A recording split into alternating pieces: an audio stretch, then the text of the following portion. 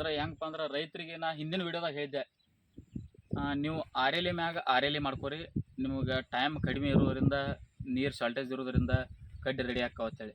ಅದೇ ಥರ ಈ ಪ್ಲಾಟ್ನಾಗ ನಾವೇನು ಮಾಡೀವಿ ಅಂದ್ರೆ ಆರೇಲಿ ಮ್ಯಾಗ ಆರೇಲಿ ಮಾಡೀವಿ. ಮತ್ತು ಖರ್ಚುನು ಕಡಿಮೆ. ಪ್ಲಾಟ್ ನೋಡ್ರಿ ಯಾವ ಥರ ಹೆಲ್ದಿ ಐತಿ. ಆಮ್ಯಾಗ ಈಗ ಸದ್ಯಕ್ಕಂದ್ರೆ ಮಳೆ ಜಾಸ್ತಿ ಆಗೋದ್ರಿಂದ ಕಡ್ಡಿ ಪೊಟ್ಯಾಷಿಯ ಜಾಸ್ತಿ ಲಘು ಇರೋಂಗಿಲ್ಲ. ಪೊಟ್ಯಾಷಿಯ ಇರೋದ್ರಿಂದ ಗರ್ಭನೂ ತಾಳಂಗಿಲ್ಲ. ಹಿಂಗೆ ಈ ರೀತಿ ಇರೋದ್ರಿಂದ ನಾವೇನು ಮಾಡ್ಬೇಕಪ್ಪ ಅಂತಂದ್ರೆ, ಈಗ ಮಳೆ ಆಗಿದ್ರಿಂದ ಭೂಮಿ ಒಳಗೆ ಮೊದಲು ಏನಾಗಿತ್ತು, ಪೊಟ್ಯಾಷಿಯ ಜಾಸ್ತಿ ಆಗಿತ್ತು. ಭೂಮಿ ಒಳಗೆ ಪೊಟ್ಯಾಷ್ ಜಾಸ್ತಿ ಆಗಿತ್ತು, ನಾವು ನೈಟ್ರೋಜನ್ ಕೊಡಬೇಕಾಗಿತ್ತು. ನೈಟ್ರೋಜನ್ ಕೊಟ್ಟಾಗ ಮಾತ್ರ ನಮ್ಮ ಕೆನೋಪಿ ರನ್ನಿಂಗ್ ಹಾಕಿತ್ತು, ಕಡ್ಡಿ ರೆಡಿ ಆಗೋಕೆ ಅನುಕೂಲ ಆಕಿತ್ತು. ಈಗ ಏನಾಗಿತ್ತು ಅಂದರೆ, ಈಗ ಒಂದು 8 ದಿನದ ಒಳಗಡೆ ಮಳೆ ಜಾಸ್ತಿ ಆಗೋದ್ರಿಂದ ಪಡದ ಒಳಗೆ ನೈಟ್ರೋಜನ್ ಜಾಸ್ತಿ ಆಗೈತಿ.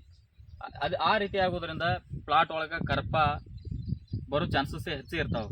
ಮತ್ತು ಕರ್ಪ ಬದ್ದಲ ಎಲ್ಲ ರೈತರು ಸ್ವಲ್ಪ ಎಚ್ಚೆತ್ಕೊಳ್ರಿ. ಕರ್ಪ ಬದ್ದಲ ಔಷಧಗಳನ್ನ ಸಿಂಪರಣೆ ಮಾಡಿರಿ, ಪ್ಲಾಟ್ ಹೆಲ್ದಿ ಇಡ್ರಿ. ಮತ್ತು ನಾವು ಈ ಪ್ಲಾಟ್ನಾಗ ಮಾಡೀವಿ ನೋಡಿರಿ, ಈಗ ಆರೇಲಿ ಮ್ಯಾಗ ಆರೇಲಿ ಮಾಡೀವಿ, ಈ ಥರ ಪ್ಲಾಟ್ ಬಂದೈತಿ. ಈಗ ಕಡ್ಡಿನೂ ಕೂಡ ಪೊಟ್ಯಾಷ್ ಆತೈತಿ. ಈ ಉದ್ದೇಶದಿಂದ ಈ ಪ್ಲಾಟಿಗೆ ಏನು ಮಾಡಬೇಕಪ್ಪ ಅಂದ್ರೆ, ನೈಟ್ರೋಜನ್ ಐತಿ ಈಗ ಜಾಸ್ತಿ. ಇದಕ್ಕೆ ನೈಟ್ರೋಜನ್ ಇರೋದ್ರಿಂದ ನಾವಿನ್ನು ಪೊಟ್ಯಾಷ್ ಪ್ರಮಾಣ ವಾಡಿಸ್ಲಿಕ್ಕೆ ಬೇಕು. ಈಗ ಮೊದಲು ಏನಾಗಿತ್ತು, ನೈಟ್ರೋಜನ್ 0 ಇತ್ತು, ಪೊಟ್ಯಾಷ್ ಜಾಸ್ತಿ ಇತ್ತು. ಈಗ ನೈಟ್ರೋಜನ್ ಹೈ ಆಗೈತಿ. ಈಗ ಅದರಿಂದ ನಾವು ಪೊಟ್ಯಾಷ್ ವಾಡಿಸ್ಬೇಕು ಈಗ.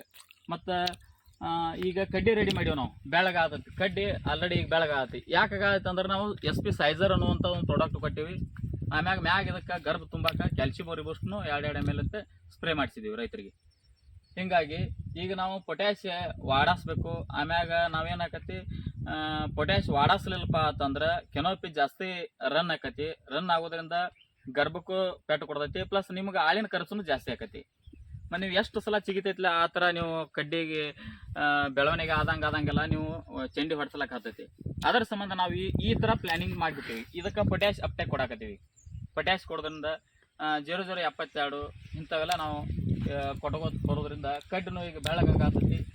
ಆಲ್ಮೋಸ್ಟ್ ಆಲ್ ಈಗ ಈ ಪ್ಲಾಟ್ನಾಗೂ ರೈತರು ಕೆನೋಪಿನೂ ಕಟ್ ಮಾಡ್ಯಾರ.